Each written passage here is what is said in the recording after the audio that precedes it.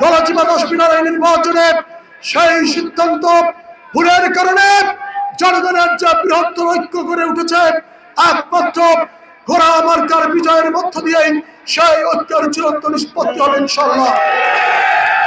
আপনারা জানেন অনেক হটকারী বক্তব্য হচ্ছে, মিথ্যাচার হচ্ছে, হুমকি ধমকি হচ্ছে, অনেকে শপথ ভঙ্গ করে মুনাফিকি করে পক্ষ পরিবর্তন করছেন। আমরা বাংলাদেশ জাতীয়তাবাদী দলের নেতৃত্বে সকল রাজনৈতিক দল একতাবদ্ধ হয়ে জনতার যে শক্তি করে উঠেছে, এই শক্তির কাছে কোন ষড়যন্ত্র, কোন নেতাদের বেঁচে কিনা আমাদের ঐক্যকে ভাঙতে পারবে না এবং জনগণের বিজয়ের মধ্য দিয়েই এই ঐক্য চূড়ান্ত লাভ করবে ইনশাআল্লাহ।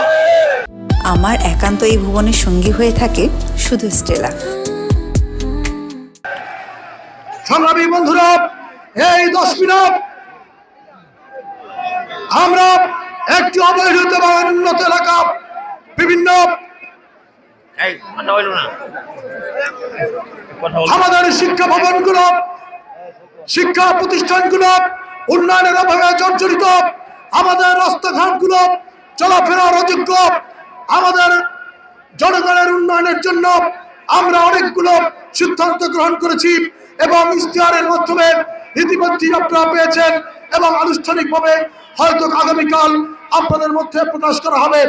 সংগ্রামী বন্ধুরা, আমরা বক্তব্য দীর্ঘায়িত করব না। আমরা আজকের এই সমাবেশ পরবর্তীতে আজকের এই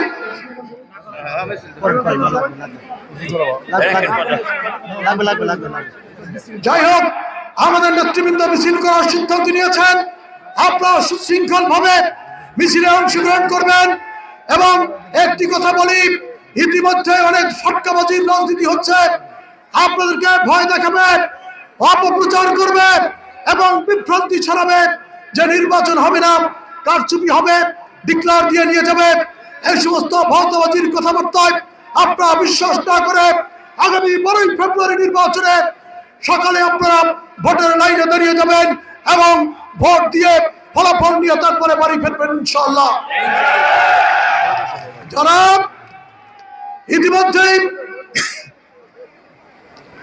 আপনারা জানেন নির্বাচনের আচরণবিধিতে প্রতিশ্রুতির ব্যাপারে বিভিন্ন সীমাবদ্ধতা আছে, জনগণের কাছ থেকে এবং 10 মিনিট নেতৃবৃন্দের কাছ থেকে যে দাবি দেওয়া এসেছে, সেই দাবি দেওয়া আমরা উন্নয়নের মাধ্যমে এবং আন্দোলনের মাধ্যমে সেই দাবি দেওয়া বাস্তবায়ন করব এবং 10 মিনিট উন্নয়ন সহ সকল ইউনিয়নের উন্নয়নের ব্যাপারে আমরা একটি দৃষ্টান্ত স্থাপন করবো ইনশাআল্লাহ।